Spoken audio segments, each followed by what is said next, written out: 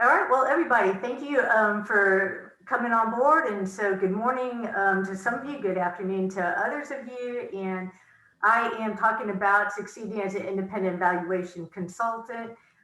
Here you see the guinea pig, the ICT guinea pig, and actually the real guinea pig in armor will be presented towards the end of the slideshow. So, for that reason, you should stick around. Um, Probably many of you know I'm an independent consultant. I evaluate in the field of education, been doing it 20 plus years. And I love evaluation, but I also love being a business owner and being an independent consultant. So let's talk a little bit about today. We're going to cover what is consulting, what are consulting skills for success, and then attributes of successful consultants. A lot of you who are involved in evaluation think, well, maybe I should make the jump to independent consulting. And for some of you, I think that'd be a great fit. So let's start with what is a consultant, and then of course the why. Why would you even engage in consulting? There are a lot of definitions out there about consulting. Peter Block, definitely very, very well known, defines it as such. So person positioned to have an influence, but not direct power. Again, recognizing that you're not an employee, you're not a boss. You're actually often someone external to the program, often even further along external to the office or organization that's hired you. William Cohen, again, well known in the field of consulting, someone who gives advice or performs other services of professional, semi-professional nature. Yeah, you can be an accountant who's consulting. There's so many different types of consulting. I, of course, actually like Alan Weiss's definition quite well. It's not really as part of the definition, but he's always saying, well, all clients know what they want. They don't always know what they need. And I think that's definitely true in evaluation. And so that difference is what they call the added value. And consultant is a person who provides that added value. And I like that because it holds consulting up to not just providing value, but an added value. And I think as a valuation consultants, that's what we often do. Few people in our organization understand evaluation. Part of helping them build that evaluation mindset, that's always what I consider as part of my job. Independent consulting is lucrative. That's a great thing to know. $256 billion market right now, expected to be $295 billion. I certainly think COVID has affected it as people have lost jobs or begun working from home. They've jumped into a consulting career, whether part-time or full-time, as a side gig that maybe even their employers don't know about. But it's certainly a way to earn quite a nice living. Some of the benefits of getting involved in consulting, and this is from Jude Viola, who used to be part of the ICT. He did this based on his research and worked with, I think there were 20 plus evaluators that he interviewed. So seeing the impact of your work, broadening, enhancing your professional livelihood, you have flexibility to work where you choose, kind of when. You're working for yourself, so you are the boss. Enjoying clear indicators of success that you get to define. And that's sometimes really nice to be able to do that.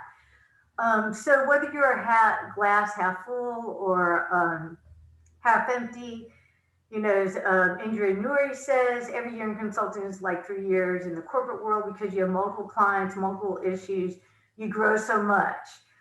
So there is tons of learning, and if that's your thing, then it's a really fun position to be in. Of course, as a lot of other people have said, so many, I don't even know who to attribute it to. Being an independent evaluation consultant is great. You get to work wherever and whenever you want for whomever you choose. It's the best, 75-hour work week you'll ever work. And it's true.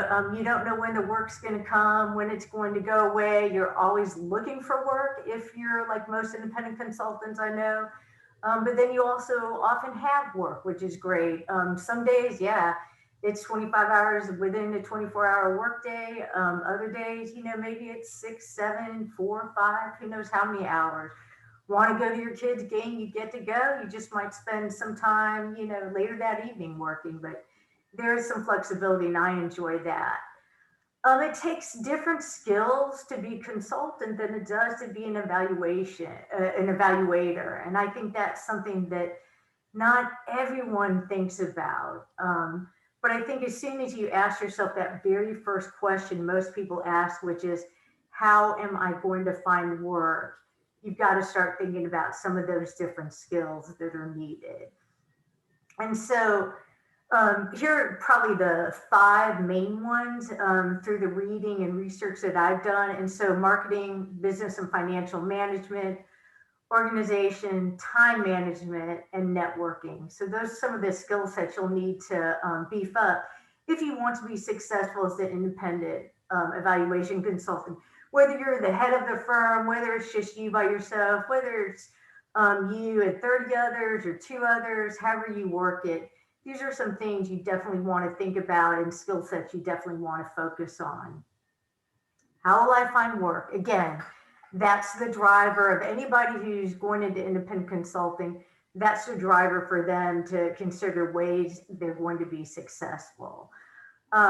Marketing is one means of finding work, and it's how one presents oneself or business. It's your brand. And so marketing is critical. And Stephanie Evergreen writes really nicely about branding, as do many others outside of evaluation consulting. But you're going to set a brand, and that's how you present yourself. And that's going to make persons interested or not interested in hiring you. Marketing is the art and science of creating need. I love that. You can reach out to people to do this, but it's far more effective to attract them to you. And over time, that's what should happen. Initially, yeah, you're the one reaching out, but over time, people should be saying to different clients, oh, you need to get Amy. Oh, get in touch with Amy, or, get in touch with Matt, or get in touch with Nina. Eventually, it's people reaching out to you because they know that you work well with others, you provide value to them, and you're providing evaluations that are really cost effective. So just some things to think about. Marketing is not a battle of products, it's a battle of perceptions. And that's really true. I don't know that I'm the best evaluator out there, but I feel pretty confident that I can help persons feel confident about hiring me and building their confidence that they feel like they've hired someone who's going to provide them the value that that person promised. That makes people come back again and again. Where is this picture from? And I hope, even though I can't hear you all, I hope you all are saying the field of dreams, where what happens there? If you build it, they will come. But in evaluation, if you build it, they will come. In evaluation, no, that does not happen. And Grumpy Cat says it so well. Grumpy Cat says, no, non, ni, na, na, neige, and ta. Let's have 10 seconds of silence. Pay our respects for Grumpy Cat, who taught us no. Because probably most of you know Grumpy Cat died. Let me go back to Grumpy Cat. If you build it, they will come. No, you've got to market yourself. You've got to get out there. And while it is important to market yourself to other evaluators, that's not solely who you should be marketing to. You've got to market to whoever that point of contact is who has the purse strings in their hand, whoever's going to say yes or no to making a decision about whether to hire you or not. So again, if you build it, they will come. No, never happens, except, okay, it did happen at the vice president debate. I mean, if you build a nice landing spot for a fly, it will come. And well, as we all know, it did. God bless him. It may not be the views I hold forth, but he does have lovely hair. All right, getting serious again. Business and financial management, again, another skill set you need to really consider. Thinking about project workflow, it never flows constantly. Managing finances when workflow fluctuates, and budgeting conservatively. You've got to imagine starting and maybe not getting paid for 6 months.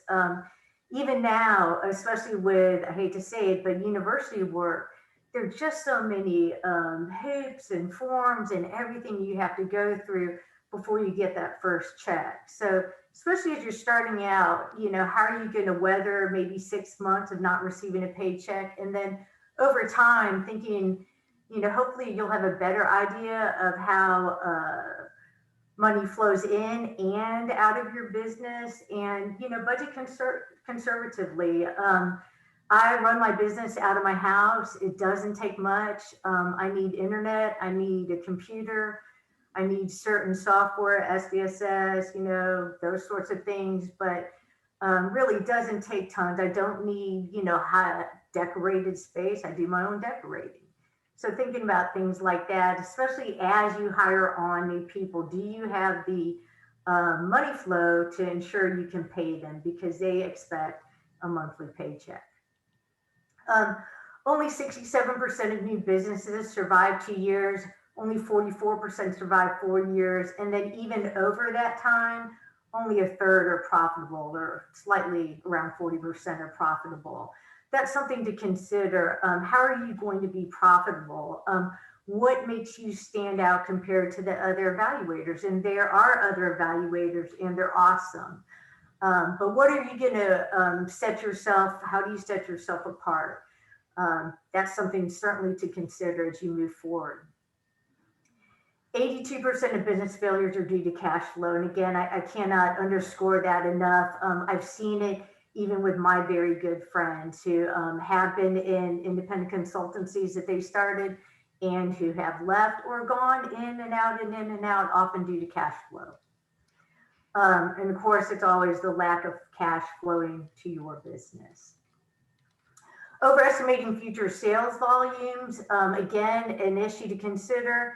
Overspending during the startup phase, that happens so much. You get a ton of people on board not to have the work that supports them.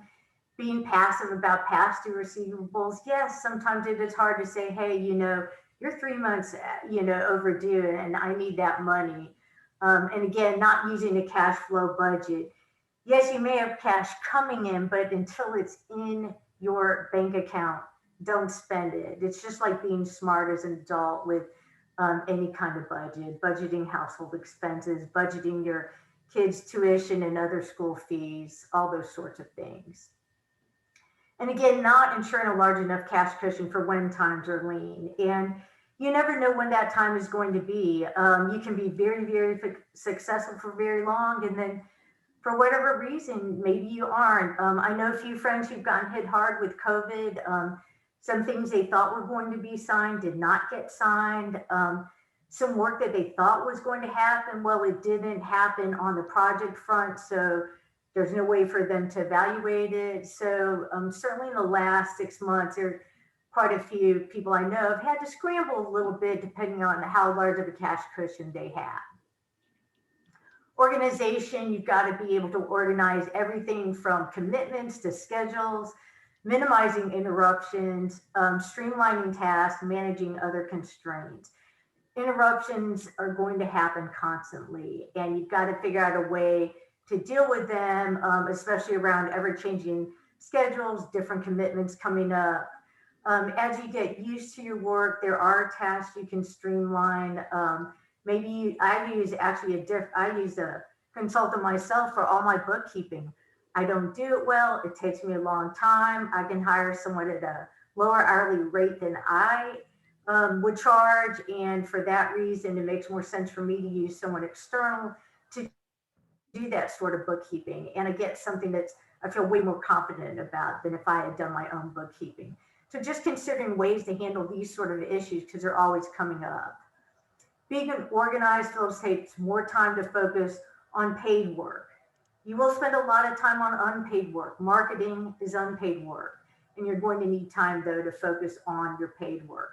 That's what allows you to be profitable, and profitability is part of success. Time management, if you're not good at time management, it's really hard to really run a business. And maybe you want to be an external consultant and work for a consulting business where someone else is really handling a lot of the issues.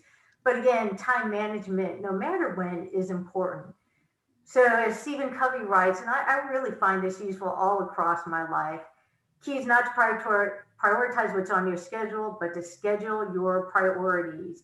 I schedule when I'm going to work out. If I didn't, I would not find time to do the workouts I like to do, and that's really important to me. I don't schedule anything before 10 a.m. my time. It's a really simple reason why. I have a big dog. He has a lot of energy. He requires a long walk, what I call a whoop ass. And I whoop ass him most every morning. And I don't want to be rushing back, him not get his walk and groan throughout the rest of the day. So I make sure to give him a long walk. I don't schedule anything before 10 a.m. unless I have to. Track and analyze how much time you spend on repeating versus non-repeating tasks, paid versus unpaid tasks, and less versus more time-consuming tasks. Gail Barrington's written a very nice book about consulting, external consulting, and she really goes into much detail about how to do this. I found it just invaluable. Once you find out what are your repeating tasks, you've got to figure out ways to simplify them and streamline them.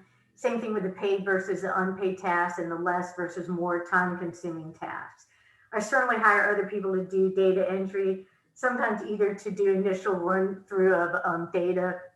If I'm analyzing, it just depends, and it depends on the time. Am I really busy, or do I have more time that I want to spend going through these data?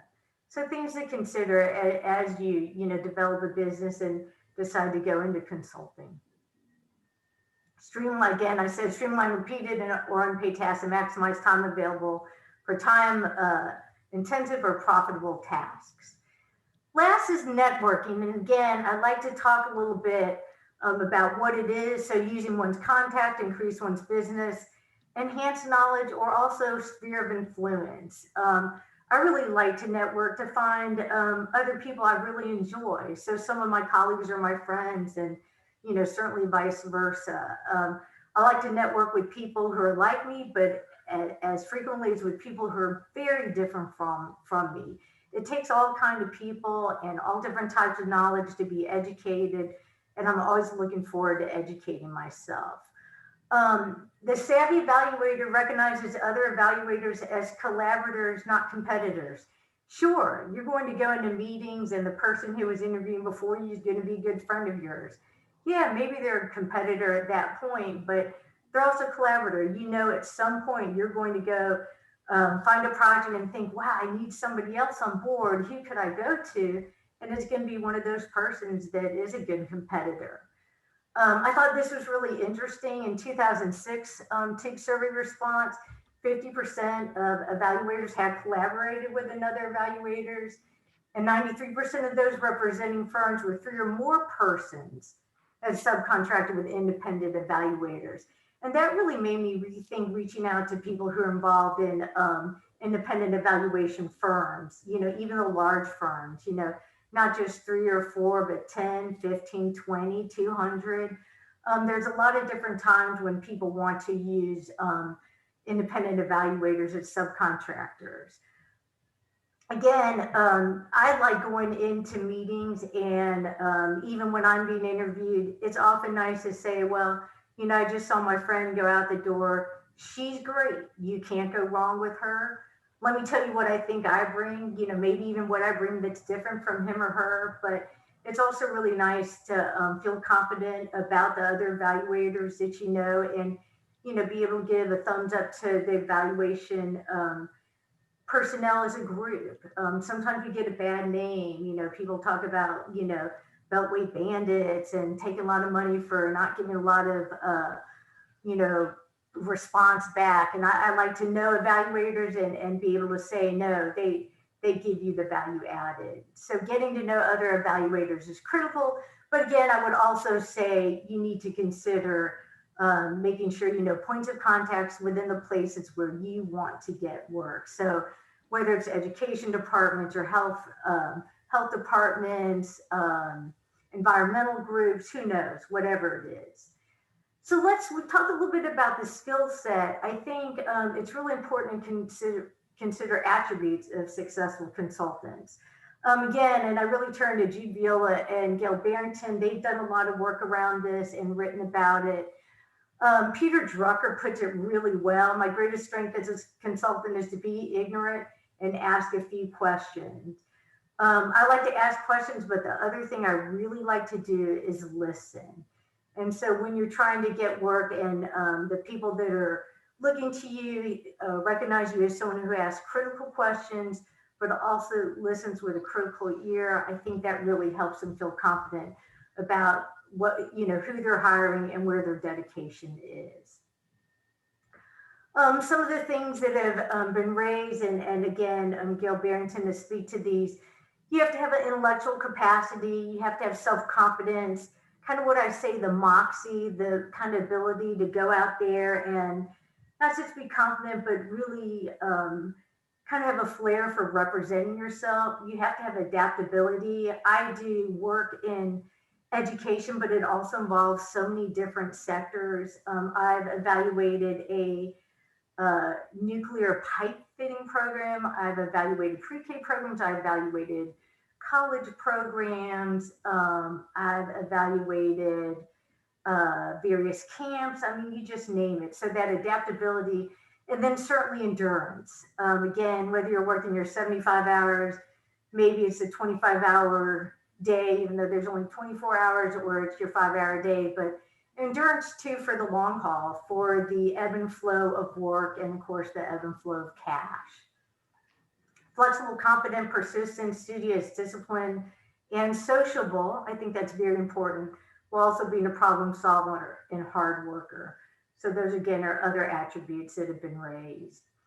So again, that willing to take risks, self-confidence, sociable, managing stress, and balancing work-life demands are all critically important, because we know one thing: with great risk comes great rewards. And there are risks always. Sometimes. The great risk comes great rewards. Sometimes. And I guess I threw that in there thinking back to that. If you build it, they will come sometimes. Because there's a lot of work that goes into being successful as an independent consultant. Again, the self-confidence, I think, is also more about providing confidence to others that they've really invested in the right person. So the perception is the reality, everything else is an illusion. Confidence in one's skills equates to confidence within buyer that she or he has made a smart investment. And I can't tell you how important that is. I hear it time and time again at the end of working with people. They're like, we felt so confident at the start that you were going to work out, and it has worked out so well. So again, it's that early confidence that they feel like they know you, they know what they're getting, and it's exactly what they want. Being sociable, yeah, I hate to say it, but it is a part of going out there and getting work, because someone has to knock on doors and mingle, and I've got to work hard to be sociable on email, where I really do pride myself on the shortest emails on planet. I write okay with 2 letters. It's never OKAY. So yes, as a business owner, one's sociability and personability are stand-ins for how one's company is viewed. And that's something to remember as you hire people. There are many people that I like, many people who I think do great evaluation, but maybe I wouldn't hire them to be part of my company for whatever reason.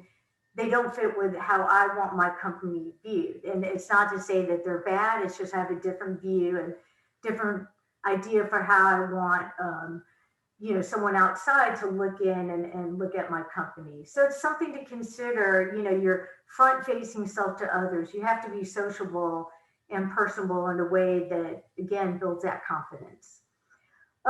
Managing stress, balancing work-life demands. Oh my goodness, they are coming at you left and right. And just when you think, it can't get any worse, well, then we have COVID, and yes, we thought it was going to get better, but no, this fall, kind of not much difference.